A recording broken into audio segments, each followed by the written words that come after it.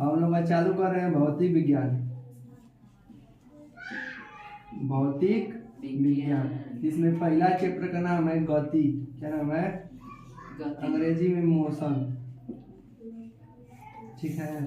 अब गति में हम लोग वो सब चीज पढ़ेंगे जो गति होती है। ठीक, गति का मतलब जैसे इसमें आप जानेंगे पिंड क्या होता है, दूरी क्या होता है, विस्थापन क्या होता है, गति, चाल, औसत, सब कुछ जानेंगे। ठीक ना। तो सबसे पहले आप जानिए दूरी के बारे में। किसके बारे में? दूरी के बारे में। तो दूरी क्या होता है समझिए। अगर मान लीजिए ये राम नाम का लड़का है, इसको इधर जाना है, वो बिंदु ए से चलना चालू किया, बी तक आया। कहाँ तक आया? फिर घूम के सी तक चला गया, फिर घूम के डी तक चला गया। देखा, ये हमारा 10 किलोमीटर दूरी था। हाँ, और बी से सी तक की दूरी 5 किलोमीटर था, और सी से डी तक की दूरी 2 किलोमीटर था। कितना था? 2 किलोमीटर। तो हम कहेंगे कि बताइए राम द्वारा चली गई दूरी कितनी है? राम द्वारा चली गई दूरी हम जोड़ देंगे 10 प्लस 5 प्लस 2। यहाँ से राम यहाँ आएगा 10, यहाँ से यहाँ आएगा 5, और ये हो जाएगा 2। तो कितना हो जाएगा? 17 किलोमीटर। कितना हो गया? 17 किलोमीटर। इसको क्या बोलेंगे? दूरी। तो दूरी की परिभाषा कहेगा तो कहेंगे किसी पिंड द्वारा चली गई कुल रास्ते की लंबाई को दूरी कहते हैं। पिंड का मतलब चाहे वो सजीव हो चाहे निर्जीव, कुछ भी हो सकता है। ठीक है।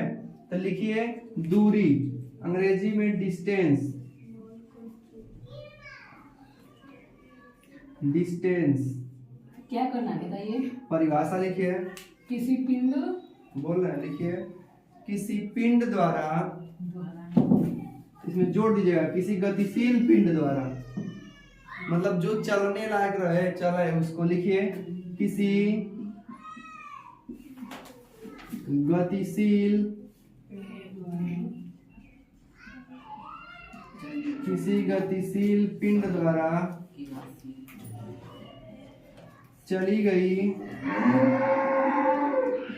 रास्ते की कुल लंबाई को दूरी कहते हैं। दूरी कहते हैं। दूरी का मात्रक मीटर, किलोमीटर और सेंटीमीटर होता है। लिख लीजिएगा कि 1 किलोमीटर बराबर 1000 मीटर, या इसी को लिख सकते हैं आप कि 1 किलोमीटर बराबर 10⁻³ मीटर, या इसी को लिख सकते हैं आप कि 1 मीटर बराबर 10⁻³ किलोमीटर। कितना बात लिखिए? लिखिए विस्थापन। दूरी समझ में आ गया हो तब लिखिएगा विस्थापन।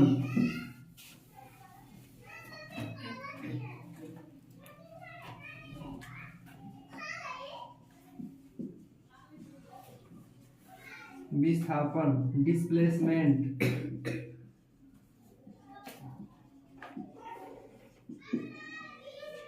देखिए डिस्प्लेसमेंट अर्थात विस्थापन क्या होता है, अब ध्यान से सुनिएगा, दोनों में बहुत तनी सुबह अंतर है, आप भुला जाएंगे। जैसे मान लीजिए फिर हमने राम को ही मान लिया कि राम चलने वाला ठीक लड़का है, राम चलेगा। यहाँ बिंदु ए तक, ए से चलना चालू किया और बी तक आ गया। ठीक ना। तो ये था हमारा 10 किलोमीटर। कितना था? फिर मुड़ गया, बिंदु सी तक आ गया और 5 किलोमीटर चला, फिर मुड़ गया और कहाँ गया?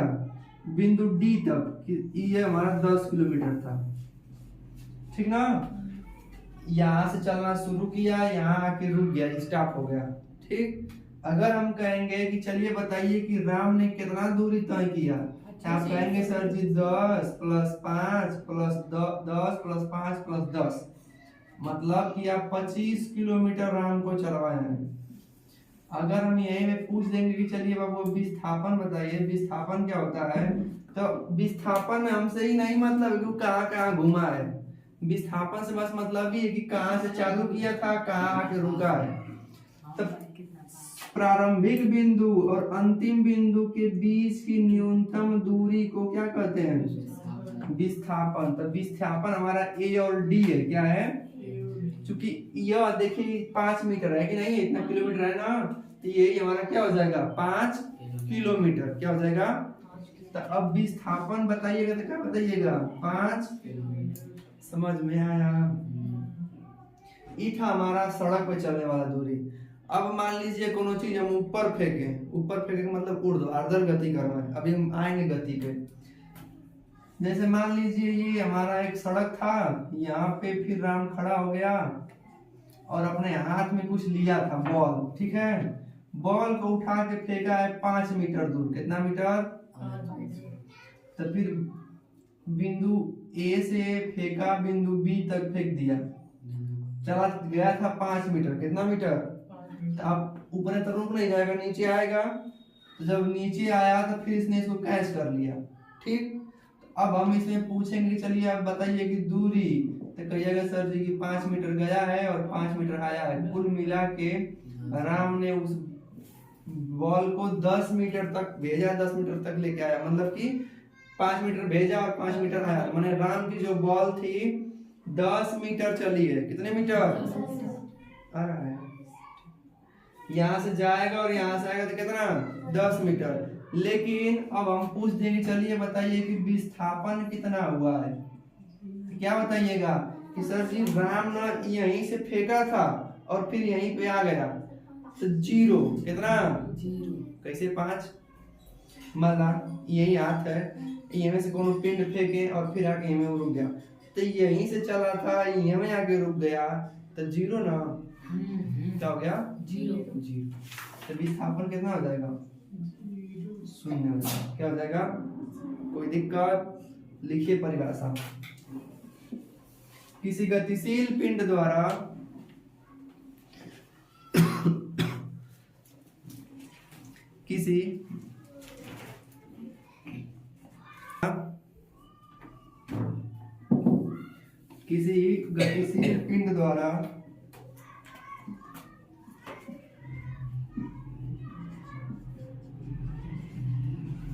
किसी गतिशील पिंड द्वारा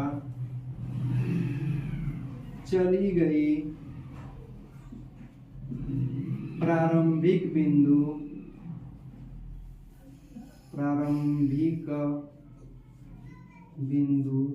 और अंतिम बिंदु के बीच की न्यूनतम दूरी, न्यूनतम लिखना जरूरी है, न्यूनतम दूरी विस्थापन कहलाती है।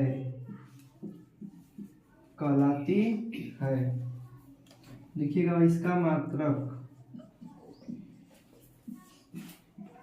मीटर, किलोमीटर और सेंटीमीटर आदि इत्यादि होता है। इसमें लिखिएगा नोट।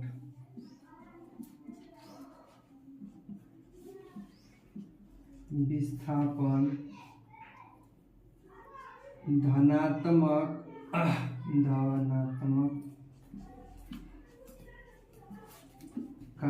ऋणात्मक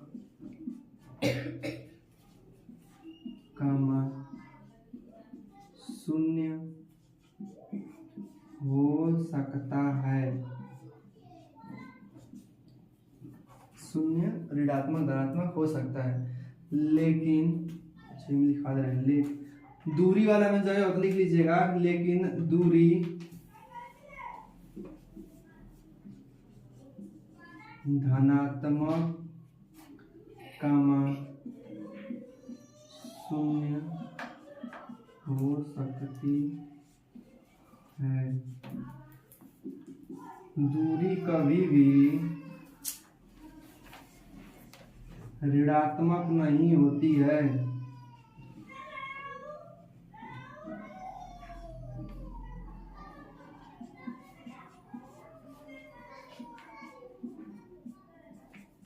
आपको समझा रहे हैं कि कैसे विस्थापन धनात्मक ऋणात्मक शून्य होता है। ठीक है, आप लोग लिख लीजिए। करेंगे तो आप लोग जानेंगे ना कि विस्थापन एक सदिश राशि है। कैसी है? मतलब सदिश का मतलब इसमें दिशा भी बताएंगे। क्या बताएंगे? मतलब अगर दूरी कहेंगे तो 5 किलोमीटर, क्या कहेंगे? लेकिन विस्थापन कहेंगे तो संगे संगे दिशा भी बताना पड़ेगा। 5 किलोमीटर उत्तर दिशा में, 5 किलोमीटर दक्षिण दिशा में। आइए आपको बताते हैं कि विस्थापन शून्य कैसे हो जाता है। जैसे मान लीजिए कोई वृत्ताकार मार्ग है। कैसा है? मान लीजिए यहाँ एक कोई लड़का खड़ा है और इधर चलना चालू किया। अगर बताइए ये पूरा एक चक्कर लगा के फिर हमें आ जाएगा तो दूरी कितना होगा? वृत्त की परिधि का सूत्र निकालते हैं आप लोग ना।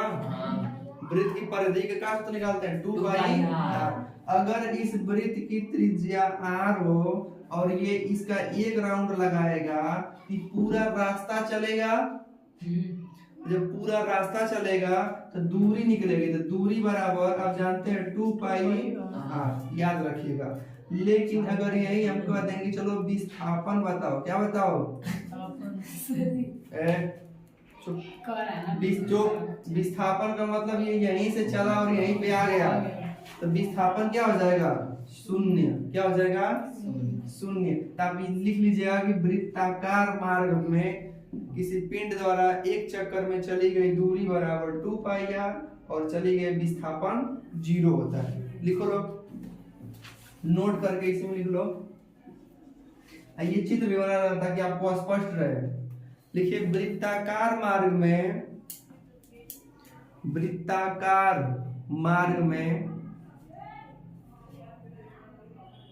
किसी पिंड द्वारा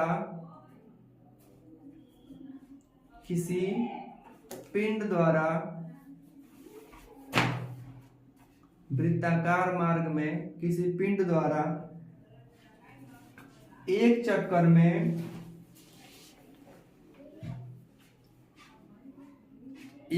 में चली गई दूरी बराबर, नीचे से लिखिए, दूरी बराबर लिखिएगा 2 पाई r, 2 पाई r, यहाँ पे 2 पाई r। और लिखिएगा विस्थापन शून्य हो जाएगा। क्या हो जाएगा? शून्य।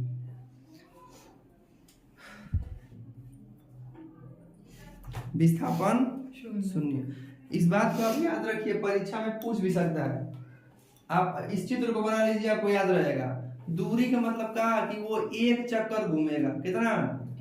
पूरा एकदम यहाँ से शुरू करेगा, जितना ये बाउंड्री किनारा है सब घूमते हुए ये में आ जाएगा, तो वो चलेगा दूरी। हम कह रहे हैं कि कुल रास्ते की लंबाई को क्या कहते हैं? दूरी। अब विस्थापन कि जहां से चला था और जहां रुका है उसके बीच की दूरी बताइए। तो जहां चला फिर मुंह में आके रुक गया तो उनको दूरी है ना, तो क्या हो जाएगा? शून्य। विस्थापन क्या हो जाएगा? शून्य हो जाएगा। इस बात को याद रखिए। एक नियम और है कि यदि मार्ग अर्धवृत्ताकार हो। कैसा हो? इसको मिटा देते हैं। जैसे मान लीजिए कोई हमारा मार्ग हो और कैसा हो? अर्धवृत्ताकार हो और यहाँ केंद्र हो और यहाँ से लेके यहाँ तक की दूरी r है। कितना है? r। अब बताइए कि कोई पिंड है और यहाँ पे था, ठीक, चला यहाँ पे, ठीक है, यहाँ से चलते यहाँ आ गया। कहाँ आ गया? यहाँ नहीं गया, यहाँ आ गया। तो बताइए कि उसके द्वारा चली गई कुल दूरी कितना थी? समझिए, अब यहाँ पर स्पष्ट समझ में आएगा कि अगर जब अर्धवृत्ताकार होगा तो दूरी और विस्थापन कैसे निकालेंगे। दूरी कब निकालते हैं? ये पिंड यहाँ से चलना चालू किया है और ऐसे ऐसे ऐसे यहाँ के रुक गया है, तो ये पूरा इतना ही ना चला है। तो जब इतना चला है तो हम जानते हैं कि वृत्त का जब एक चक्कर लगाता तो होता 2 पाई आर। दूरी कितना होता? 2 पाई आर। तो जब इसका आधा चक्कर लगाया है तो 2 पाई आर का आधा हो जाएगा, 2 से 2 कट जाएगा, तब चली गई दूरी बराबर पाई आर। कितना आर? Pi R. विस्थापन बताइए। अब विस्थापन बताएंगे, यहाँ से चलना चालू किया था राम और एक चक्कर लगाते लगाते लगाते यहाँ आके रुक गया है। तो अब एक शर्त, विस्थापन कौन दूरी होगी? ये वाला दूरी होगा कि ये वाला दूरी होगा? नीचे वाला होगा। क्यों? क्योंकि ये इतना घूमने जाएंगे तो ज्यादा दूर हो जा रहा है। हम सब क्या लिखवाएं कि न्यूनतम दूरी प्रारंभिक बिंदु से B के और अंतिम बिंदु के बीच की न्यूनतम दूरी को विस्थापन कहते हैं। तो ये ना न्यूनतम दूरी है। तो हमको लग रहा है कि वृत्त का व्यास है, वृत्त का व्यास है, माने यहाँ से यहाँ तक है ना पूरा। तो जब भाई यार ये भी यार तक कुल मिला के कब हुआ? तो विस्थापन कितना हो जाएगा? तो लिख लीजिएगा कि जब मार्ग अर्धवृत्ताकार हो, लिख ला, जब दूसरा नोट 2 रहेगा, या जब मार्ग अर्धवृत्ताकार हो तब, जब मार्ग अर्धवृत्ताकार हो तब डैश दे के नीचे आ जाइए, दूरी बराबर 2 पाई आर बटा में 2 कर लीजिए। दूरी बराबर 2 पाई आर बटा में 2, आधा इसलिए अर्ध लगा दिए तो आधा।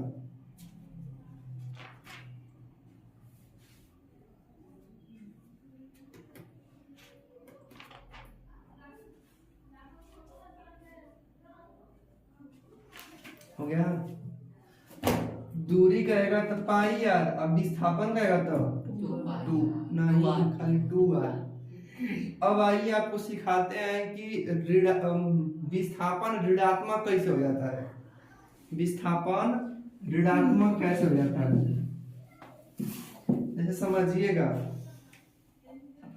ये हमारी पृथ्वी है। क्या है? पृथ्वी। और यहाँ तक मान लीजिए आप कोई ये मान लीजिए नदी उदी है, ठीक है, और आप कोई पिंड है यहाँ से चलना चालू किया है और ऊपर गया है, कितना मीटर? मान लेते हैं ये ए था, ये बी था, ये चला है 5 मीटर। कितना मीटर? 5 मीटर गया है। लेकिन जब ये वापस गिरा है तो ये आके नीचे चला गया है, यहाँ पे चला गया है। क्योंकि यहाँ से लेके यहाँ तक नहीं समझ आया। मान लो पृथ्वी है, यहाँ से पिंड फेंका गया था ऊपर, तो फिर नीचे आया तो यहाँ न रुक गए और नीचे गिर गया, मतलब पिंड कहाँ आ गया? अब ये आपका यहाँ आ गया, यहाँ बिंदु सी पे आ गया, ठीक है। तो चलिए ये 5 मीटर है और ये नीचे 10 मीटर है। कहाँ से कहाँ तक? यहाँ से लेके यहाँ तक 10 मीटर है। तो चलिए अब पिंड द्वारा चली गई दूरी बता दीजिए और विस्थापन बता दीजिए। विस्थापन बराबर -10, दूरी बराबर 15, 20। देखा पिंड कितना दूरी तय किया है। देखा पहले पिंड ऊपर फेंका गया है 5 मीटर, फिर 5 मीटर आएगा, देखा 5 मीटर ऊपर गया है, 5 मीटर यहाँ आएगा, फिर देखा 10 मीटर नीचे चला गया है, तो फिर 10 कर देंगे। तो कुल मिला के पिंड द्वारा चली गई दूरी 20 मीटर। लेकिन विस्थापन सुनिए, 5 मीटर ऊपर गया है, 5 मीटर अगर यहीं आके रुक जाता तो हो जाता 0। क्या रहता? 0। लेकिन नहीं रुका है, कहाँ चला गया है? नीचे। अब अपने प्रारंभिक दूरी से कितना जगह है? नीचे है।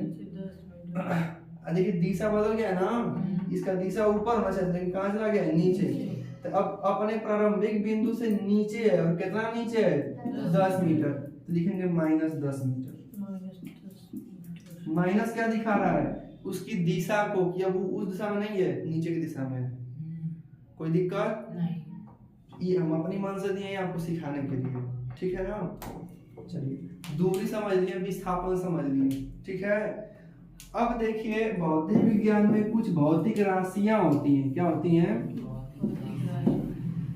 इन्हीं राशियों से हम इसकी किसी भी चीज को मापते हैं ना, तो एक होती है भौतिक राशि में, एक होता है सदिश राशि और एक होता है अदिश राशि। एक होता है सदिश राशि, सदिश राशियां होती हैं, और एक होता है अदिश राशियां। अदिश राशि, सदिश राशि में क्या होगा? सदिश राशि में ना हम उसमें उसका परिमाण और दूसरा दिशा दोनों साथ साथ रहेगा। अब आपके मन में आ रहा है परिमाण क्या होता है? सुनिए, जैसे आप जाएंगे कोनो दुकान पर, कहेंगे ना कि हमको 5 लीटर तेल दे दीजिए। क्या दे दीजिए? 5 लीटर तेल। हाँ, ये 5 है, यही हमारा परिमाण है। क्या है? परिमाण है। आई लीटर क्या है? मात्रा। क्या है? इसका लीटर का अध्ययन, इसका मतलब आप कोनो चीज ना द्रव वाला चीज मांग रहे हैं। क्या मांग रहे हैं? अगर कोनो दुकान पर गए, कहे ना कि हमको 2 केजी ना आलू दे दीजिए। क्या दे दीजिए? 2 केजी आलू। देखो इतना इतना बेसिक से समझा रहे हैं ना, कोनो छोटा लड़का रहेगा समझ जाएगा। एकदम इस स्तर पे आपको समझा रहे हैं। 2 केजी आलू मांग रहा है, तो इसमें क्या है कि जो 2 क्या है? इसका परिमाण है। क्या है? परिमाण। केजी क्या है? मात्रक। क्या है? अब चाहेंगे तो 2 ग्राम भी मांग सकते हैं, 2 किलोग्राम भी मांग सकते हैं। तो किलोग्राम मात्रक, अब ये क्या है? परिमाण। कोई दिक्कत? तो अब देखिए, अब 5 लीटर मांग रहे हैं, तो इसमें दिशा का बोध हो रहा है? नहीं। कहेंगे कि डब्बा वाला 5 लीटर तेल दे दा, तभी तो नहीं कहेगा कि दक्षिण दिशा में तेल दिया, या फिर नहीं कहेगा कि पूर्व दिशा में 2 केजी आलू दे दिया। दिशा नहीं हो रहा है। तो जिस राशि को दर्शाने के लिए दिशा की आवश्यकता नहीं पड़ती है, केवल और केवल किसकी आवश्यकता होती है? परिमाण की। किसकी? दिशा नहीं चाहिए, तो उसको रखते हैं हम अदिश राशि में। किसमें? अदिश राशि में। किलोग्राम, ये क्या है? 2 किलोग्राम। तो 2 परिमाण है, ये मात्रक है, और हमको इसमें दिशा की आवश्यकता नहीं है। दिशा की आवश्यकता नहीं, केवल किसकी आवश्यकता है? परिमाण। तो परिमाण है, तो ये किस राशि में आएगा? अदिश राशि में। अब आइए आपको समझाते हैं सदिश। सदिश राशि में ना हमको दिशा चाहिए। क्या चाहिए? दिशा।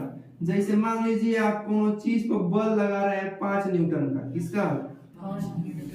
5 न्यूटन का क्या लगा रहे हैं? बल। जैसे मान लीजिए ना कि ये एक दीवार है। क्या है? और यहाँ पे एक लड़का है जो इसको ढकेल रहा है। ठीक है? तो देखिए, इस पे अगर बल लगा रहा है 5 न्यूटन का, कितने न्यूटन का? तो देखिए, ये 5 न्यूटन की जो बल लगा रहा है, तो एक निश्चित दिशा में लगा रहा है। ऐसा लग रहा है कि इधर इसको ढकेलना चाह रहा है, तो दिशा फिक्स है। क्या है? ठीक है। अगर जिस राशि को दिखाने के लिए दिशा की भी आवश्यकता होती है, उसे क्या कहते हैं? सदिश राशि। क्या कहते हैं? जैसे अगर मान लीजिए आप ये वाला बल, तो बल कैसी राशि है? सदिश राशि है। कैसी है? क्योंकि बल लगाना होगा किसी चीज पर, तो हम तो बल लगेबे करेंगे 5 न्यूटन, 6 न्यूटन, 10 न्यूटन का, लेकिन साथ साथ हमको दिशा भी चाहिए।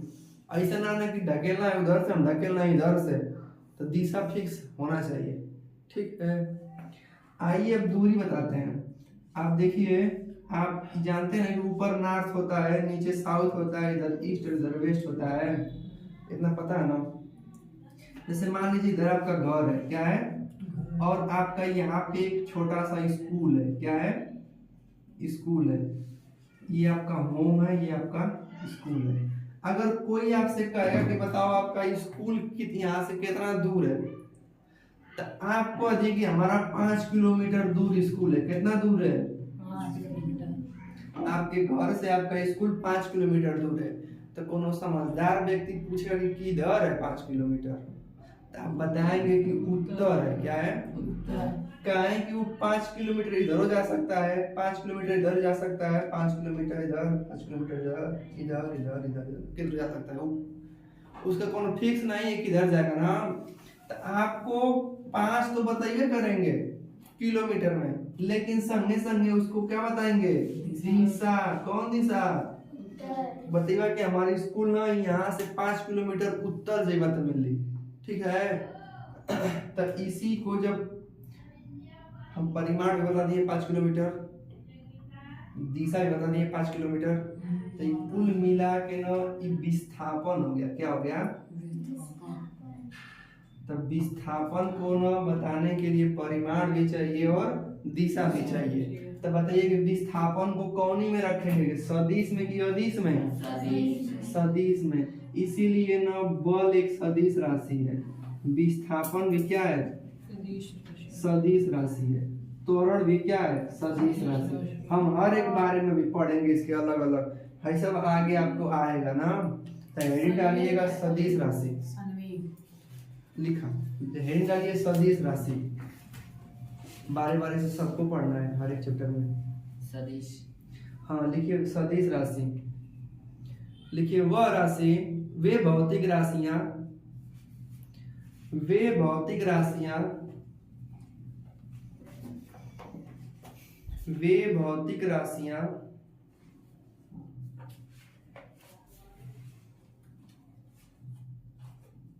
जिनमें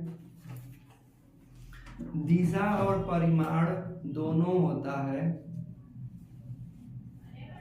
दिशा और परिमाण दोनों होता है,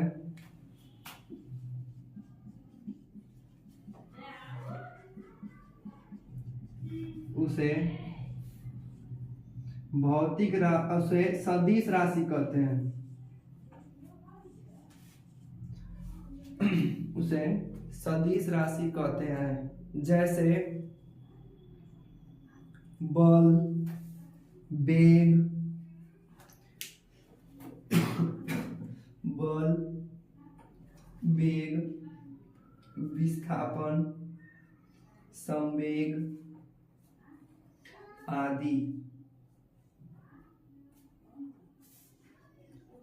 आवेग लिख लीजिएगा, आवेग, बल, वेग, संवेग, आवेग इत्यादि। त्वरण भी लिख लीजिएगा, लिखे हैं यहाँ पे बल, विस्थापन, त्वरण हमें लिख रहे हैं, संवेग, आवेग, ये सब क्या कहलाएंगे, सब सदिश राशि।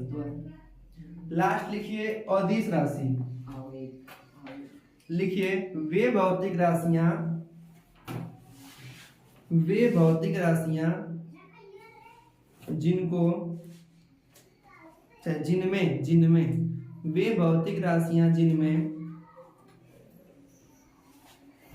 केवल परिमाण होता है परंतु दिशा नहीं होती है,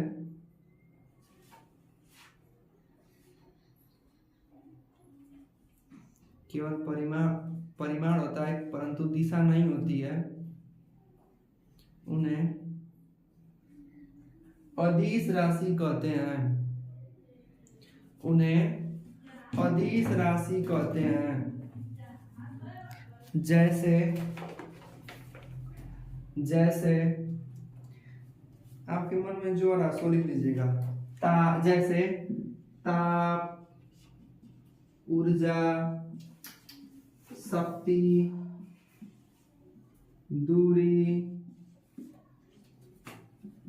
दूरी हो गया। दूरी क्यों नहीं होगा? दूरी मतलब दूरी में दिशा नहीं चाहिए होता है। चाल, समय, आयतन, चाल, समय, आयतन, ये सब क्या है, ये सब के सब अदिश राशि है। कैसी है, अदिश राशि। अब याद करने का तरीका कैसे है, देखिए सदिश माने साथ में, तो सदिश साथ में माने कि दोनों संगे संगे आएंगे, परिमाण और दिशा। अदिश का मतलब अकेले, अ से अकेले, इसमें केवल बस केवल क्या आएगा, परिमाण आएगा। क्या आएगा, इन सब में क्या होता है, अदिश, इन सब में क्या होता है, सदिश। कोई दिक्कत, कुछ छोटा नहीं ना है। इसमें वेग कर लीजिएगा, वेग भी सदिश है, वेग सदिश है, ठीक ना। बस